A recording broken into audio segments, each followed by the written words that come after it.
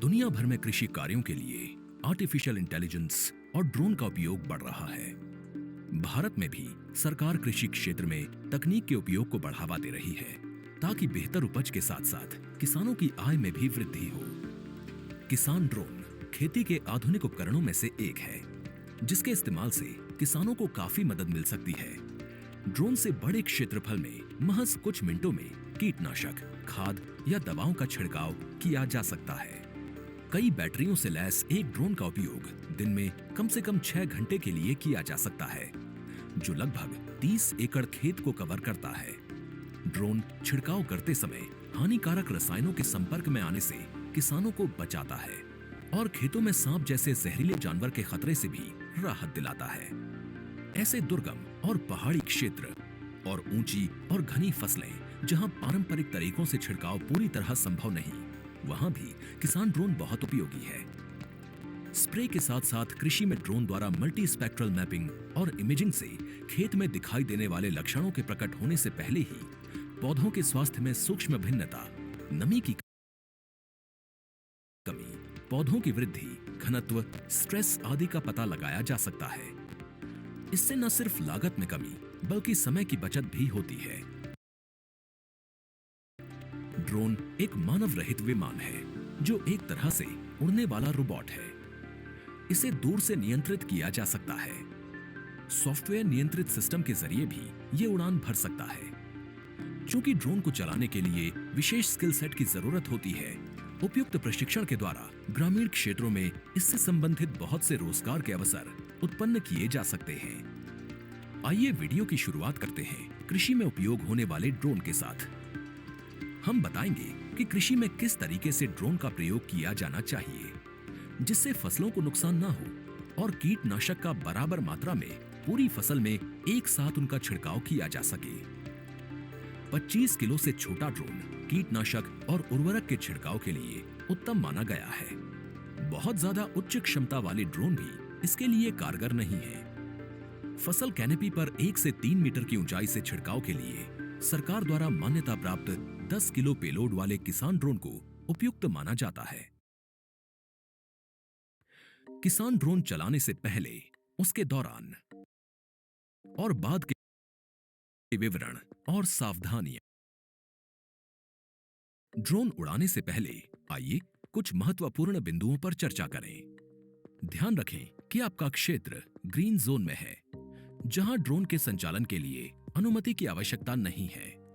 खेती में मौसम की भूमिका महत्वपूर्ण होती है, इसीलिए मौसम का सीधा असर फसल पर पड़ता है।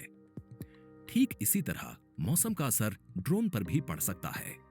तो किस मौसम का ड्रोन की उड़ान पर क्या असर पड़ता है और किन खास हालातों से ड्रोन प्रभावित हो सकते हैं, आइए जानते हैं मौसम के हिसाब से ड्रोन के संचालन से जुड़ी बातें। ड्रोन उड़ाने से पहले मौसम की स्थिति चेक करें, जैसे कि उपयुक्त हवा की गति, तापमान, नमी और आर्द्रता आदि सब सही हों। सुनिश्चित कर लें कि तापमान 4 से 50 डिग्री के बीच में है। तेज हवा चलने पर ड्रोन का टेक ऑफ, ड्रोन की उड़ान या ड्रोन की लैंडिंग के दौरान कंट्रोल मुश्किल हो सकता है, जिससे ड्रोन दुर्घटनाग्रस्त हो सकता है। बारिश की वजह से ड्रोन के इलेक्ट्रॉनिक कंपोनेंट्स खराब हो सकते हैं। तापमान में गिरावट होने पर ड्रोन की सीमा और उड़ान का समय कम हो सकता है। और कोहरे के मौसम में विजिबल डेटा जमा करने में ड्रोन के कैमरे की क्षमता कम हो सकती है। मौसम के अलावा पक्का कर लें कि ड्रोन अच्छी स्थिति में है और छिड़काव प्रणाली में कोई रिसाव नहीं है। ड्रोन के टेक ऑफ, लैंडिंग और टैंक मिक्स ऑपरेशन के लिए कोई एक जगह निर्धारित करें। फसल में कीट, बीमारी और खरपतवार के प्रकोप की सीमा जानने के लिए खेत का निरीक्षण करें। सुरक्षित संचालन के लिए क्षेत्र के चारों ओर बाधाओं की, जैसे दीवारों की, पेड़ों की जांच करें और उन्हें चिन्हित करें। आसपास के जल स्रोतों को प्रदूषित होने से बचाने के लिए उनके पास कीटनाशकों का छिड़काव न करें। डीजीसीए, सीआईबी और आरसी द्वारा निर्दिष्ट किए गए ड्रोन उपचार और गैर लक्षित फसल के बीच कम से कम 1 मीटर का बफर जोन सेट करें। ध्यान रखें कि छिड़काव के बाद जानवरों और व्यक्तियों का एक खास समय के लिए ऐसे क्षेत्रों में प्रवेश न हो फसल सुरक्षा दिशा निर्देशों के अनुसार रासायनिक छिड़काव की योजना बनाएं। आधुनिक खेती में ड्रोन के महत्व को अब आप अच्छी तरह से समझ चुके हैं। साथ ही आप ये भी जान चुके हैं कि ड्रोन उड़ाने से पहले क्या-क्या सावधानियां रखनी चाहिए और किन-किन बातों का ख्याल रखना चाहिए। आइए अब जानते हैं ड्रोन उड़ाने के दौरान हमें किन बातों का ध्यान रखना है ताकि ड्रोन सुरक्षित रहे और आप उसका इस्तेमाल भी अच्छे से कर सकें। सबसे पहले हम ड्रोन को ग्राउंड पर रखकर इसकी सारी आर्म्स अनफोल्ड करके स्ट्रेट कर लेते हैं और इसके स्प्रिंग लेचेस को हमने इनेक्ट कर लिया है और अब हमारा ड्रोन रेडी है। इसके बाद हमने पावर कनेक्शन किया है, जिसके बाद हम इसमें कैलिब्रेशन करेंगे। तो अभी आप देख रहे हैं कि ड्रोन के सभी आर्म्स में ग्रीन कलर की लाइट जल गई है। इनमें पावर आ रही है और इसमें आप एक बीप की साउंड सुन रहे होंगे, जिसका मतलब है कि पूरे ड्रोन में पावर आनी शुरू हो गई है। और अब हम थोड़ी देर वेट करेंगे क्योंकि ड्रोन के इंटरनल सेटअप के लिए एक ऑप्टिमम टेम्परेचर होता है और वो टेम्परेचर जैसे ही 45 डिग्री होगा, हम ड्रोन को कैलिब्रेट करेंगे। अभी हम समतल जमीन पर ड्रोन को कैलिब्रेट कर रहे हैं।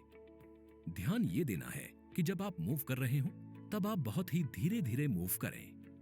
ध्यान दें, जब आप मूव कर रहे हो जर्क ना आने पाए। ध्यान से देखिए कि किस दिशा में, कभी लेफ्ट, कभी राइट, कभी नोज अप और कभी नोज डाउन करना है।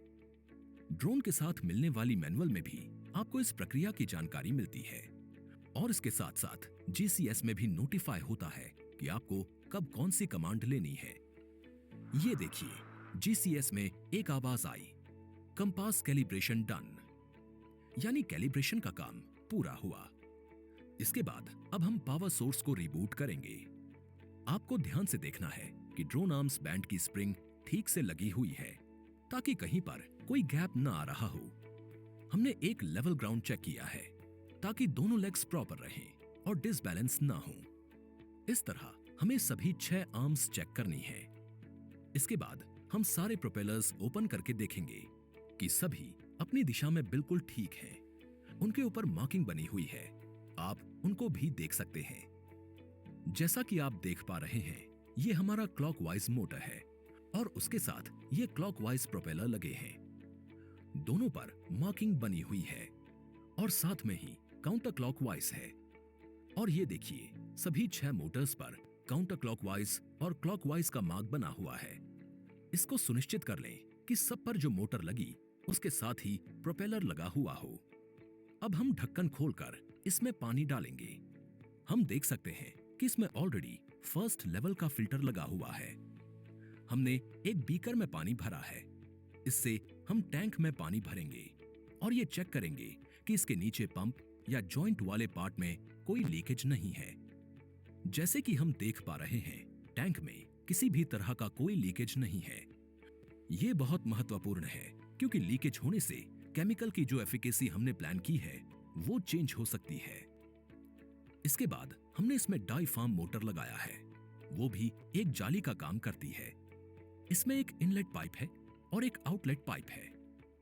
इससे इन सारे नोजल्स में पानी या केमिकल जाता है। हम एक नोजल भी निकालकर ये देखेंगे। हमारे ड्रोन में किसी भी कंडीशन में केमिकल से चोकिंग नहीं होनी चाहिए, जिसके लिए हमने 3 लेवल पर फिल्ट्रेशन लगाया है। अब जो आप ग्रीन कलर का कैप देख रहे हैं, इसके अंदर एक स्टेनलेस स्टील की टिप लगी है जो कि फ्लैट पैन नोजल कही जाती है, जो कि 200 माइक्रोन का स्प्रे प्रोड्यूस करती है। और ये एंटी ड्रिफ्ट नोजल है और इसका 110 डिग्री का स्वाद होता है जिसे ये कवर करती है। और स्टेनलेस स्टील टिप का 120 डिग्री का कवरेज होता है। इसके रखरखाव में बस यही ध्यान रखना है कि काम के बाद इसको साफ पानी से धो देना है। जैसा कि आप यहाँ पर देख रहे हैं कि इसमें हमने 220 माइक्रोन का फ्लैट पैन नोजल यूज किया है और इसका टिप स्टेनलेस स्टील का है। इस टिप में हमें 3 मीटर की हाइट पर 3.8 मीटर का प्रॉपर कवरेज मिलता है। ये फ्लैट पैन नोजल 120 डिग्री का एरिया कवर करता है। इसी तरह से अलग अलग तरह के नोजल आते हैं, जैसे कि लो वॉल्यूम में कोर्स, अल्ट्रा कोर्स, होलो कोन नोजल, इलेक्ट्रोस्टैटिक नोजल आदि। सभी तरह के नोजल्स इस ड्रोन में फिट हो सकते हैं, बस हमें उनकी कैप और टिप बदलनी है जो यूनिवर्सल टाइप की है, और इसमें सारे नोजल्स फिट हो जाएंगे। जैसा कि आप देख रहे हैं, हम प्लान को रीसाइज कर रहे हैं। ये किसानों की सुविधा के लिए बनाया है। इसको टेस्ट स्क्रीन पर देखकर आप इसके पैरामीटर चेक कर सकते हैं, जैसे कि दो लाइनों के बीच का गैप, किस हाइट पे फ्लाई करना है, किस दिशा में फ्लाई करना है, एंगल ऑफ मोशन क्या रखना है, किस स्पीड पर रखना है, ये सब आप फ्लाई करने से पहले चेक कर सकते हैं। अभी हम 5 मीटर प्रति सेकंड की स्पीड से फ्लाई करेंगे, 3 मीटर की हाइट रखेंगे और दो लाइन के बीच हम 4 मीटर का गैप रखेंगे। इससे क्रॉप पर यूनिफॉर्म स्प्रे होता है। अब हम यहां पर कमांड दे रहे हैं जो अब ड्रोन के ऊपर ट्रांसफर हो गई है और ये ड्रोन की मेमोरी में चली गई है। जैसा कि आप देख पा रहे हैं, मिशन के वेव पॉइंट्स बन गए हैं, यानी कि इन सारी जगहों पर ये ड्रोन एक के बाद एक फ्लाई करके और अपने आप जिस जगह से इसने उड़ान भरी थी, ये ठीक वहीं आकर लैंड कर जाएगा। अब देखें कि ड्रोन द्वारा स्प्रे के लिए रसायन अथवा कीटनाशक मिलाने के लिए क्या करें। रसायन मिलाना। रसायन या कीटनाशकों से खुद को संपर्क से बचाने के लिए पर्सनल प्रोटेक्टिव इक्विपमेंट यानी पीपीई किट पहने। ड्रोन में रसायन डालने से पहले सुरक्षा दिशा निर्देश के लिए लेबल को ध्यान से पढ़ें। साथ ही यह भी पक्का कर लें कि केवल केंद्रीय कीटनाशक बोर्ड और पंजीकरण समिति द्वारा अनुमोदित कीटनाशकों का ही प्रयोग हो और मात्रा का प्रयोग अनुमोदित सीमा के भीतर ही करते हुए इसे अलग से एक साफ बाल्टी में अच्छी तरह से घोलें। इस मिश्रण को अब सावधानी से ड्रोन में डालें और ढक्कन बंद करें। आपका ड्रोन अब स्प्रे के लिए तैयार है। अब हम इसे पूर्व निर्धारित रूट पर सुनियोजित ऊंचाई और क्षेत्र में उड़ा सकते हैं। अब आप देख पा रहे हैं कि ड्रोन एक समान रूप से हॉरिजॉन्टली और वर्टिकली स्प्रे कर रहा है और कोई भी क्षेत्र छूटा नहीं है। स्प्रे करने के बाद ड्रोन अपनी उसी जगह पर वापस आ जाएगा जहां से इसने उड़ान भरी थी। इसे रिटर्न टू होम कहते हैं। ये अब जानते हैं ड्रोन उड़ाने के बाद रख रखाव की आवश्यक बातें। जैसा कि आप देख पा रहे हैं कि हमारा ड्रोन लैंड हो चुका है और इसने छिड़काव का पूरा काम कर लिया है। अब हम इसमें साफ पानी डालेंगे ताकि इसके टैंक को पूरा साफ कर सकें। इससे इसके ट्यूब्स में, पाइप्स में या नोजल्स में कहीं कोई केमिकल रुक गया होगा तो वो पूरी तरह से क्लीन हो जाएगा। अलग अलग केमिकल्स के हिसाब से आपको ये प्रोसेस 2 से 3 बार करनी है। ये आपको तब करना है जब आपका काम पूरा समाप्त हो जाए या अगर आप केमिकल्स चेंज कर रहे हैं। अब जैसे कि आपने देखा, पानी पूरा निकल चुका है। अब हम इसको पावर से डिस्कनेक्ट करेंगे और इसके बाद इसके आर्म्स और प्रोपेलर्स चेक करेंगे कि कहीं कोई टूट फूट ना हुई हो। दोनों दिशाओं में घुमाकर देखेंगे कि जॉइंट्स में कहीं कोई दिक्कत तो नहीं है। जैसा कि आप देख रहे हैं कि अब हमने ड्रोन की आर्म्स को फोल्ड कर दिया है। इसमें से हमने केमिकल निकाल दिया है, पावर कनेक्शन हटा दिया है। हमने फर्स्ट लेवल पर देख लिया है कि सारे मैकेनिकल कनेक्शन ठीक हैं। अब जैसा कि आप देख रहे हैं कि हमने इसकी बैटरी निकाल दी है और अब हम बैटरी को एक बार चेक करेंगे। फ्लाइंग के दौरान ये कहीं से फूली ना हो, इसके स्ट्रैप्स भी ठीक से लगे हों और हर तरह से सही हों। एक बात का ध्यान रखें कि हर 10 घंटे या 50 फ्लाइट के बाद ड्रोन का पूरा रखरखाव ध्यान से करें। मोटर, आर्म्स, जॉइंट्स, प्रोपेलर्स और जितने भी पार्ट्स हैं, इन सब का ध्यान रखें कि कहीं पर किसी भी तरह का कोई क्रैक ना हुआ हो। इसके दोनों एंटीना चेक करें, दोनों ठीक से लगे हों। ऑपरेशन के दौरान मोटर में किसी भी तरह की कोई आवाज आने पर या मोटर फ्रीली न घूम रही हो तो ड्रोन निर्माता से बात करें। खेत में खाली डिब्बे कभी न छोड़ें। कीटनाशक नियम के अनुसार इसका निस्तारण किया जाना चाहिए। काम खत्म होने के बाद नहा धोकर स्वच्छ होकर साफ कपड़े पहन लें। ड्रोन निर्माताओं द्वारा निर्धारित रखरखाव अनुसूची का पालन करें। मॉनिटरिंग फॉर्म और डेटा सबमिशन। स्प्रे ऑपरेशन के बाद किसान ड्रोन ऑपरेटर द्वारा निर्धारित दिशा निर्देशों के अनुसार जमा करने के लिए विधिवत तरीके से एक डेटा मॉनिटरिंग फॉर्म भरा जाएगा जो यहां दर्शाया गया है। अब आप ड्रोन तकनीक के फायदे, इसे इस्तेमाल करने के तरीके, इससे जुड़ी सावधानियां और इसके रखरखाव के तरीके जान चुके हैं। आइए अब मल्टी स्पेक्ट्रल मैपिंग करने के लिए ड्रोन का उपयोग करने के बारे में जानें। कृषि में मल्टी स्पेक्ट्रल मैपिंग और इमेजिंग का प्राथमिक लक्ष्य। पहला, लक्षणों के प्रकट होने से पहले पौधों के स्वास्थ्य में सूक्ष्म भिन्नता का पता लगाना। दूसरा, पौधों की वृद्धि और घनत्व का अंदाजा लगाना ताकि इसका उपयोग पौधों को दोबारा लगाने, छटाई, उपज के अनुमान, रोग, नमी की कमी आदि का मूल्यांकन करने के लिए किया जा सके। तीसरा, उच्च रेजोल्यूशन मल्टी स्पेक्ट्रल और हाइपर स्पेक्ट्रल इमेजिंग यानी छवियों के उपयोग से फसलों की उर्वरता स्थिति निर्धारित करना। चौथा, खड़ी फसल में ओवरडोज से होने वाले नुकसान से बचना। इसीलिए ड्रोन आधारित मल्टी स्पेक्ट्रल सेंसर द्वारा कैप्चर किया गया डेटा जानकारी प्रदान करके संचालन को अधिक कुशल बनाया जा सकता है, जो संसाधनों के बेहतर उपयोग और अधिक स्थानीय अनुप्रयोगों को संभव बनाता है। तो आइए वीडियो में हम जानते हैं कि मल्टी स्पेक्ट्रल मैपिंग में क्या और कैसे करें, जिससे खेती किसानी में मदद मिल सकती है। अब हम सीखेंगे। पहला, फार्म मैपिंग करने के लिए ड्रोन तैयार करना। दूसरा, फसल की सर्विलांस और फसल स्वास्थ्य को मॉनिटर यानी जांच के लिए ड्रोन का उपयोग करना। फार्म मैपिंग के लिए सबसे पहले अपेक्षित संचालन के लिए जरूरी छवियां यानी इमेजेस और डेटा को कैप्चर करने के लिए ड्रोन के ऊपर उचित रूप से मल्टी स्पेक्ट्रल कैमरा माउंट करें। अब हम अपने ड्रोन के ऊपर मल्टी स्पेक्ट्रम कैमरा लगा रहे हैं, जिसमें 5 बैंड होते हैं, जिनकी सहायता से हम क्रॉप हेल्थ मॉनिटरिंग कर सकते हैं। जैसा कि आप देख पा रहे हैं कि कैनोपी पर काले रंग का जीपीएस लगा हुआ है, जिसके अंदर सर्किट चेंज करना है और पावर सोर्स के लिए कनेक्शन देना है। हमने कैमरा को ड्रोन पर माउंट कर दिया है, उसके कनेक्शन लगा दिए हैं। अब हम इसका मेमोरी कार्ड डालेंगे। इसके बाद हम मैप बनाएंगे और हम फ्लाई करेंगे। हम ये सुनिश्चित करेंगे कि कैमरा प्रॉपर वे में टाइट हो चुका है, ताकि जब हम इसके इमेजेस ले रहे हों तब कोई दिक्कत ना आए। अब हम रूट प्लान निर्धारित करने के लिए सॉफ्टवेयर का उपयोग करेंगे। मैपिंग के दौरान ध्यान देने वाली बातें। पहला, मैपिंग के समय दवा का छिड़काव नहीं करें।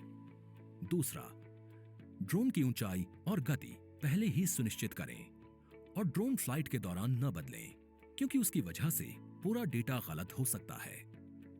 फसल स्वास्थ्य को मॉनिटर करने के लिए उपयुक्त सेंसर के साथ ड्रोन के उपयोग।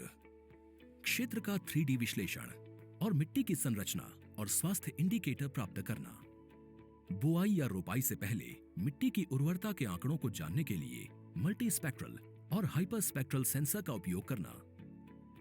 पोषक तत्वों के छिड़काव के लिए मल्टी स्पेक्ट्रल कैमरे से डेटा को लाइव प्रोसेस करने के लिए रियल टाइम ऑपरेशन प्रोटोकॉल का उपयोग करना। नमी की कमी को मल्टी स्पेक्ट्रल इंडेक्स का उपयोग करके पहचानना। कृषि बीमा की सुविधा और किसानों के बीमा दावों के क्रॉस वेरिफिकेशन के लिए ड्रोन की फसल निगरानी और फसल स्वास्थ्य के मूल्यांकन के फीचर्स का उपयोग करना। विश्लेषण। हमने मल्टी स्पेक्ट्रल कैमरे से जो इमेजेस क्लिक की हैं, इनको हम अलग अलग बैंड्स पर देखते हैं। जैसा कि आप देख रहे हैं, रेड, ग्रीन, ब्लू, NIR और रेड एज की इमेजेस हैं। हर लोकेशन की 5-5 इमेजेस आती हैं। इसमें आप देख पा रहे हैं कि हर एक इमेज की अलग अलग इंटेंसिटी है और इनको अभी हम मैच करके मर्ज करेंगे और उसके बाद हम समझ पाएंगे कि कहां पर किस तरह की क्रॉप का बिहेवियर है और उसमें क्या कोई स्ट्रेस आया है या फिर उसमें कहीं पानी की कमी हो गई है। कैलिब्रेशन के द्वारा हमने इस डेटा को प्रोसेस कर लिया है। अब हम देखेंगे, हमने यहाँ पर NDVI बैंड को ऑन किया हुआ है। यहाँ पर ये अलग अलग बैंड हैं और ये किस बैंड में किस तरह का बिहेव कर रहा है ये देख सकते हैं। यहाँ पर NDVI बैंड में फाइनल आउटपुट है। इसमें आप देख सकते हैं कि क्रॉप में कुछ डैमेज हो गया है। यहाँ पर जो आप हरियाली देख रहे हैं ये अच्छी फसल है और यहाँ पर जो ये पीला हिस्सा देख रहे हैं इसमें क्रॉप में थोड़ा स्ट्रेस है। इस तरह इसमें 300 से ज्यादा फॉर्मूले हैं जिनको यूज करके आप क्रॉप की हेल्थ को चेक कर सकते हैं। अब आप ड्रोन तकनीक के फायदे, इसे इस्तेमाल करने के तरीके, इससे जुड़ी सावधानियां और इसके रखरखाव के तरीके जान चुके हैं। उम्मीद है कि आप मल्टी स्पेक्ट्रल मैपिंग के लिए ड्रोन के फायदों और इसे प्रयोग करने के बारे में भी जान गए होंगे और इसका उपयोग करेंगे। ड्रोन तकनीक के प्रयोग से प्रशिक्षित किसान ड्रोन ऑपरेटर रोजगार और स्वरोजगार के अवसर सुनिश्चित कर सकते हैं और सरकार से आर्थिक सहायता भी प्राप्त कर सकते हैं। साथ ही खेती किसानी में समय की बचत कर सकते हैं। हम उम्मीद करते हैं कि आप ड्रोन ऑपरेटर का प्रशिक्षण प्राप्त करके किसान के धन, संसाधन, श्रम की बचत कर पाएंगे और एक सफल उद्यमी बनकर उभरेंगे।